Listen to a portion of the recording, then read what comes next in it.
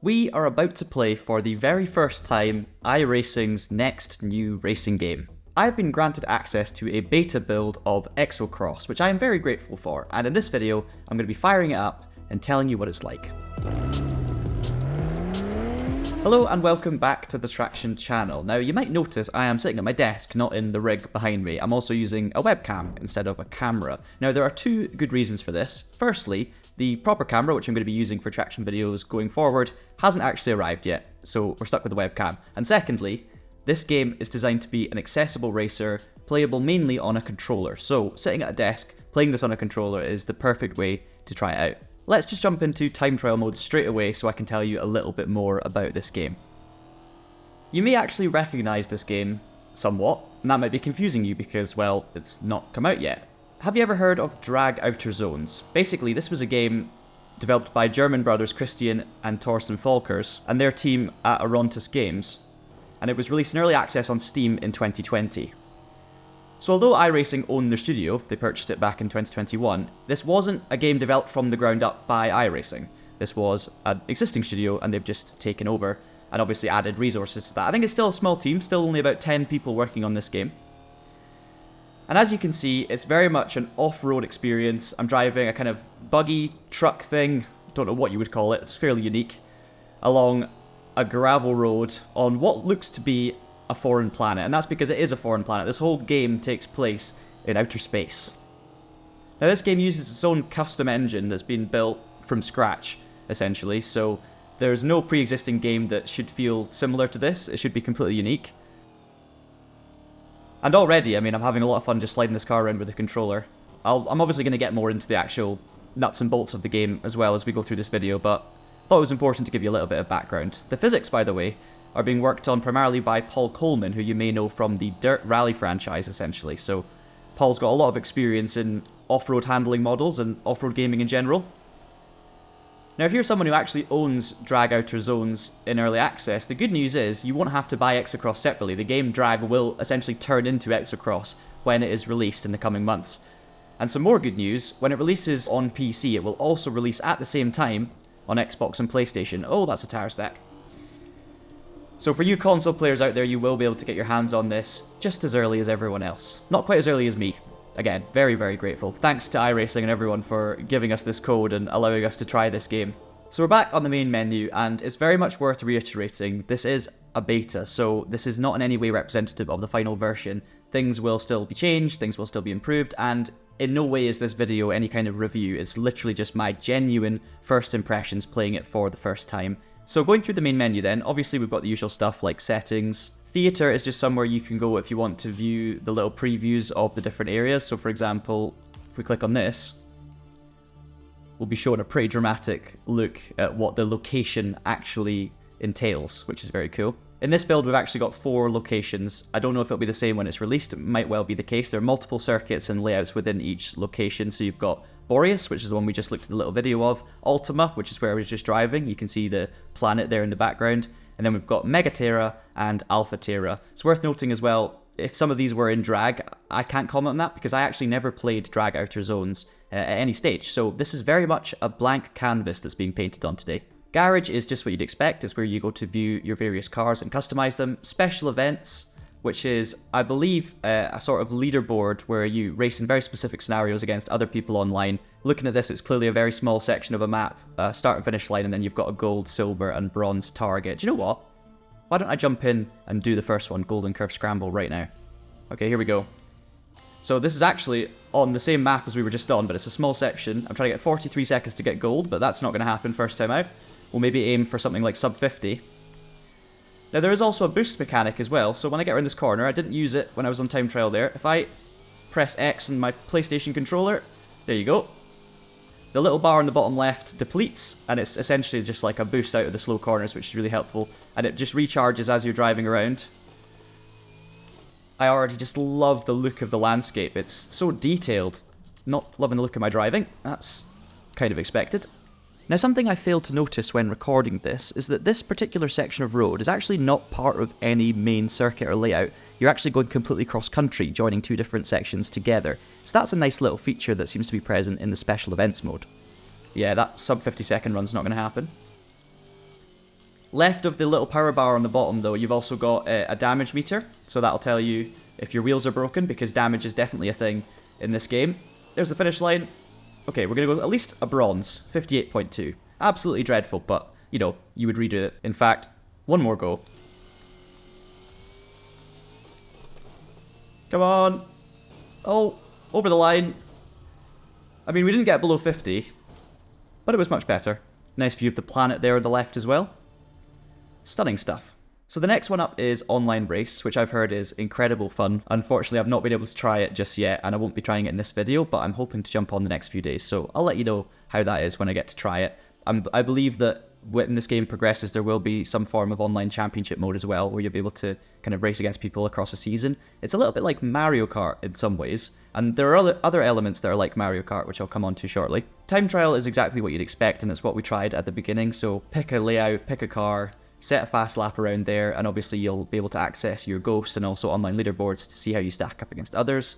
Then we've got Quick Race, Challenges, and Championship. I think what I want to do right now is actually jump into Championship mode and see what that's all about, because that's going to be like the career equivalent for ExoCross. I want to see at least how it starts in this current beta version. So here you can see we have different championships with different circuits along the bottom showing you how long each race is. You've got the Vulcan XC 1500 Open. Now the Vulcan XC 1500 is like the slowest car. It's the beginner car, if you want to call it that. Then you've got the Orion Exofest 3000 Super Series, a couple of other things, and then all the way up to the end, which is Titan ExoCross Internationals. Now just to explain a few things here, those three names, Titan, Orion, and Vulcan, I believe that they are related to the actual cars in the game. So if we jump out of championships for a moment and head into Quick Race, you can see we've got the Vulcan XC 1500, and at the top right it says difficulty beginner, so that's like the slowest car. It doesn't feel slow, but it is slower. Then you've got the Orion XC 3000 and the Titan XC 7000, and the difficulty levels are intermediate and advanced respectively for those two. So that's kind of what I was saying about Mario Kart. Obviously in Mario Kart, the equivalent to this would be like, you know, 50cc, 100cc, and 150cc. You've got like an easy, slower car to drive, and then it gets more and more powerful and advanced as you move through. Customized vehicle, by the way, is another option, and it's very simple. You can basically choose a flag that goes in the back, whether it's a country, the iRacing logo, a smiley face. You've got a number there. You've got your light color, which is the light on the rear and will affect certain things with cars as well, which I'll hopefully be able to show you in a little bit. And then you've got just a classic paint options down the bottom, so you can change the color of your car. Let's go all in on yellow, make it a banana racer. Anyway, back to championship mode. So we're going to start with the Vulcan XC 1500 Open. That looks like the first championship, although the first two are both unlocked, so it looks like we can access either or. Race 1 is 4 laps around Speed Ring Forward. Looks like a very simple ovalish sort of circuit. So let's just jump in and try it. Bit of boost off the line, and away we go. Now, I'm sure at some point I will accidentally demonstrate to you the damage model. Don't know how quickly that's going to come. Just look at this beautiful circuit, though. The way the road develops is incredible. You've obviously got the dust coming off the other cars, but the big tyres actually leave tyre tracks behind you in the dirt, which is absolutely excellent. You can just drift the car and use the banking. You've got those sort of banked railings to help you out, which is really good. And it's just running so smoothly already. Like, there are no glitches, no graphical issues that I'm spotting at this early stage, even in this beta version. Everything looks great, looks really clean, and it just looks really pretty as well. I like the colours. Oh, that's a tyre stack. Not the first time I've hit one of those in this video, and probably not the last. Apparently there's also some iRacing AI technology in the computer-controlled rivals as well, so I'm hoping that means they race us well. And so far, I mean, it's certainly a competitive race. I'm lap 3 out of 4 already, and I'm down in 5th position. There's 2 different routes we can take into that corner as well, so I'll maybe try the wide line next time. No idea about track limits, whether I'm allowed to cut corners or not, but it doesn't seem to be punishing me if I do at the moment. That could just be a beta thing, of course. Oh, very close to contact. In this beginner car, the handling feels really nice. It's manageable. It's not easy. Like, I don't feel like I've got full control over everything. I mean, obviously there's still a lack of grip, so at the end of the day it's still going to be sliding around all over the place. But it definitely feels manageable. It feels like I can slide it around with a controller. The wide line was definitely not the quickest route there. I like the rain spots on the screen as well. Obviously with the water getting kicked up, the puddles and stuff. That's a really nice touch. It's just really, really clean. And detailed as well. It's not going to be a race win here, unfortunately, in our first go, but it is P2, so that's going to be some good points in our 4-race championship. Best lap was a 43.1. The fastest lap was actually a 42.9 from Pierre-Andre in 5th. You can see the point system on the right as well. It's not quite the same as like the Formula 1 point structure, for example, but it's similar. And that's it. We move on to race 2. So we can sort of see how the championship mode is going to work. You get through the championships. If you win, presumably you unlock things and move on. Again, this is all just beta build, so they might develop this and make it much bigger in the future. Who knows? But there's clearly a linear progression system in here to make things fun, and that wasn't on Drag Outer Zones. I'm pretty sure of that. Let's jump into challenges mode and see what that's all about. So you've got the 4 different areas or locations here as well. Megaterra is the only one unlocked at the moment. So if we select this, it looks like there's a number of different challenges that we're going to be doing. It's almost like license tests. So you've got challenge A1, A2, A3, so it goes up like that. Looks like we're just going to be tested on our speed against other people as well, like on a global ranking, but against obviously a gold, silver, bronze structure. So let's just quickly do one of these. It's a little bit like the special events, to be honest, the online ones. Very short. We're looking for sub 20 seconds here. My boost didn't work off the line. Those of you who have been paying close attention to the screen as well may have noticed on the bottom right, that's shocking, on the bottom right you've got SC, TC and ABS. Now that is of course stability control, traction control and anti-lock brakes. I didn't get below 20 seconds. I will talk about more of those assists in a second because we're going to jump into a quick race and we're going to just try out some of the different locations. So we've already raced around Megaterra. Let's jump into Megaterra now. Let's go for the tower underpass forward layout. We're going to do 3 laps, 7 AI, so it looks like there's a limit of 7 at the moment. The difficulty, I think medium's probably about right for me at the moment. And we'll start at the back of the grid. Now for this one, I'm going to jump in the middle car, the Orion XC3000. We'll mix up the colour and the look a little bit. We'll make it an iRacing's special, shall we? Now I'm going to do the first lap with the assists as they are, which is the default setting. So we've got a little bit of stability, a little bit of traction, and some ABS as well. This is of course the slightly faster car, the intermediate car. And then on lap 2, I'm going to take off the assists and we're going to give that a go. I mean, already with assists on, there's your damage model. Good thing is we can respawn and get a new car, but you saw the damage there. It's definitely a thing. We're already closing in on the back of the pack, but I've got to drive a bit cautiously because it's very easy to be over-aggressive with your inputs here and lose control. Like even there, just a slight mistake. And now you can see in the bottom left, I've actually damaged my front left wheel. Sorry about that. So the car's not going to be handling great until I have another crash and reset it. Try and find some space. Sorry. Sorry. Sorry. Thank you. Oh, boost at the wrong time. Never a good idea. Oh no, that's a cliff face. Yep. Somehow got away with it. You can also change camera angles as well, so you can kind of ride on board. If I get a moment to breathe to actually change it, there we go. It's almost like a bonnet cam. And then we've got this, which is like a even more bonnet cam, lower down, a bit closer to the front wheels. And find a gap here, squeeze through. And then obviously we've got our chase cam, which we were showing you before. I think this is actually the longer chase. There is also a slightly closer up one. Keep getting stuck behind other cars. Excuse me. Thank you. Right, let's just pause, turn down our assists. So you've got anti-lock brakes, turn that off, stability control 3, traction 3, and steering assist on low. Fair to say this is going to be difficult. It's going to take some getting used to for sure. So you can see the front wheel's just locking up. So the ABS is already clearly making a difference. We're going to try and sneak it down the inside here. Couldn't quite make it through. Let's actually change back to the rear camera. It looks really good though. You can see the way the tires are locking and stuff like that. It's really satisfying to look at, and it feels like a real vehicle. As much as this game is grounded in not reality, obviously the physics and stuff are somewhat grounded in reality. You know, the car, if you want to call it that, still behaves like a car. It's just a big tired off-roader. Oh, actually, no, I was going to say we carried great speed through what feels like the swimming pool section. Oh, I'm going to get a new car. But we didn't make it. It feels really satisfying when you chuck the car in, slide it, use a bit of the banking. Oh, that's a rock I couldn't see. Oh, dear. Yeah, it's just really nice. When you get the brakes on, those tires locked up and use that to, you know, shift the weight of the car and genuinely just change direction and essentially balance everything. It's just really rewarding. Like, yes, I'm crashing and it's going to take a lot of getting used to, but actually, when you do, you know, nail a couple of corners and get into the flow of it, it's just really, really satisfying. And I just know that racing this online against other people is going to be so much fun. Like, I cannot wait to give that a try. Now we're going to make it through. Oh, excuse me. Across the line. And it's P5.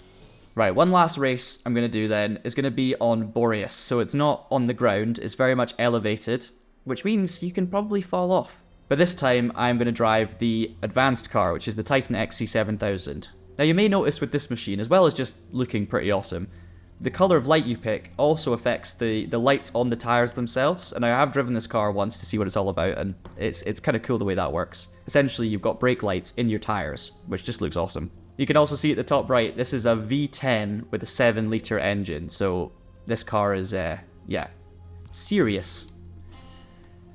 And I love that you're just straight into the race as soon as you hit go. Right. 7 cars to pass, 3 laps on a track with no barriers, a bit like Rainbow Road. I haven't turned the assist back on. I'm going to regret that. And you can see every time I touch the brakes, you've got the lights coming on the tyres. I just think that's such a nice, cute touch. Like, they did not need to do that, but whoever thought of that, well done. It's brilliant. So when you just lock up the wheels there, you get the lights looking back at you. Okay, I'm actually so far controlling it okay. It's 4-wheel drive as well, so we do have good traction across the mud. You can see all of the ruts being created by the cars in front. Oh, that's we lost the control a little bit, but thankfully we've got a... Oh, we did have. Oh, no. How I've survived that, I will never know. Oh, no, I've not survived it. Yeah, okay. That was inevitable. Just to get through this race, I will give myself a little bit of stability, maybe 1, couple of notches of traction, and take 2. I'm just really, really enjoying previewing this game. Like, it's very relaxing. Obviously, it's a challenge and you have to concentrate, and the AI can, you know, mess you around and hit you off the road and you can hit them off, but it's just enjoyable. I just think it's really helped as well by the fantastic visuals, the way it looks, the way it handles as well. Challenging, but again, satisfying. Not easy to master. Oh, nice there. We're battling it out for the lead with Catherine Ryan. Never thought I'd say that in a race. It's all about staying in the middle of the road. No. Oh, we're going to need to respawn. Or we're not going to need to respawn. Sure. Actually, I don't know if this will be allowed in the final game, but if I just drive along the perimeter... No, that's not going to work. You can actually get a little bit more of a stable ride. Let's try again. We're obviously cheating. Very much cheating here. Don't try this at home. But, no, it wasn't worth it. Instant karma.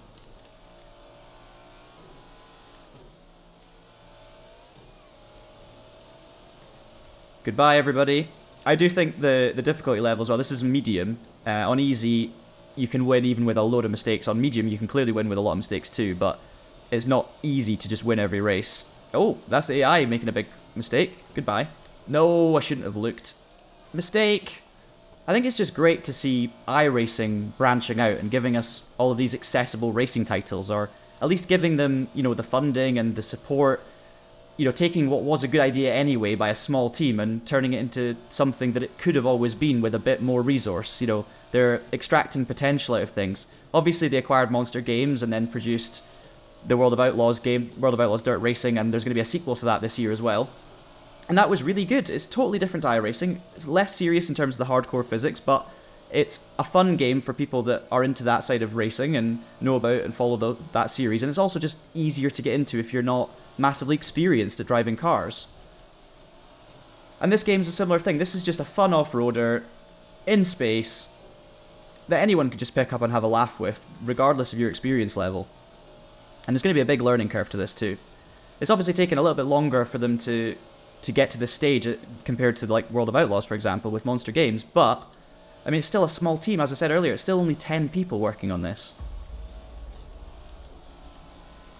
Making some moves now. That was a good corner. We're up into 4th, but it is the last lap. I'm going to use a bit of the roads on the side. The danger, of course, of using those roads on the side is when you rejoin, there's quite often a bit of a verge there, like this, for example, which stops you abusing it. Can we make up any more positions, or will we lose them all? I feel like it's going to be one or the other. Come on. Is that the last? Is that the finish line? I can't actually tell. I'm going to cut the corner slightly. It wasn't the finish line. That was a mistake. Yep. I did say it was going to be one or the other. Come on. Back past Catherine Ryan. No, Catherine Ryan. Ah. If I'd have been more patient, I definitely could have won this race. Looks like it is actually going to be P4. No. Just stop speaking.